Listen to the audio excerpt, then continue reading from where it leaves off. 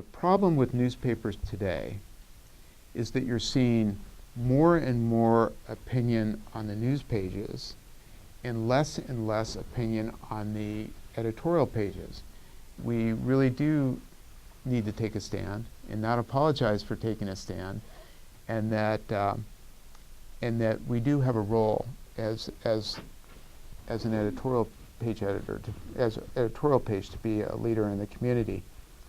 If you really have an editorial or a column that's worth writing, that really the entire piece should be structured to support that point of view, and not that you don't acknowledge the other point of view, because I think the weakest thing, the worst thing you can do as an opinion writer is leave out the other side's argument altogether. I got a note from one of our senior editors who had come up with a proposal that we get rid of endorsement editorials on this reason. These reasons.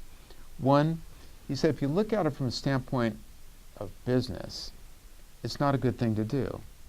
Because anytime you endorse a candidate, even if you endorse a Barack Obama who was in the 70% range in Bay Area elections, you're going to alienate a significant number of your customers.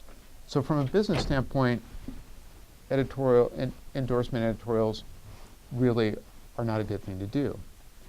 From a journalistic standpoint, they create problems for you. You endorse a candidate for mayor, the perception among the public is that that is somehow slanting your coverage, or people on both sides will look for bias related to your endorsement editorial.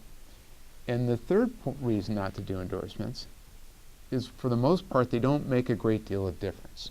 But the thing that is very telling about it is that the influence of an endorsement tends to be inversely proportional to the magnitude of the race.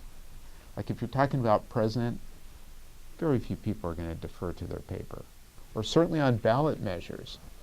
We go through them, and not that we're going to be, that people are going to agree with us all the time, but a lot of times the ballot measures that you have are very deceptive in the way they're written. A lot of times the intent, the concept may be sound, but there are details in there that a voter may not know about.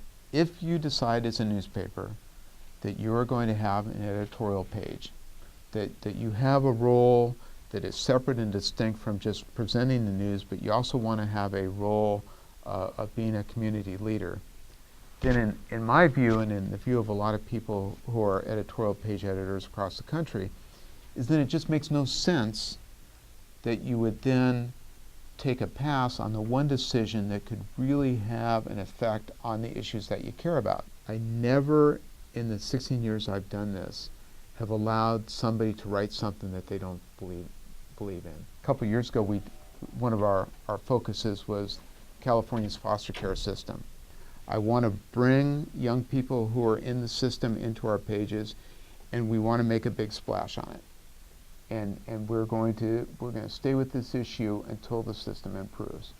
And we did stay with it for a couple of years until the Governor Schwarzenegger finally signed some legislation that brought more money into it, brought more accountability, more transparency, and along the way, I don't think when there was a legislative year in there in the interim, I don't think there was a candidate for legislature who came in who did not mention foster care. I think we're not as web savvy as we could be. We have actually, we work with folks on SFGate and continue to work with them on how to get more hits on search engines. Today, the number of people who will read an editorial or a column that I wrote versus 10 years ago, our readership is much higher.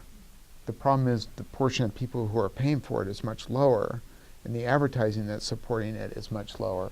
People have so much control over what they do, not just receiving information, but the way they use online resources and are involved. How do we use these tools to, as you say, become more of a facilitator or moderator or encouraging discussion as opposed to just preaching to the readers.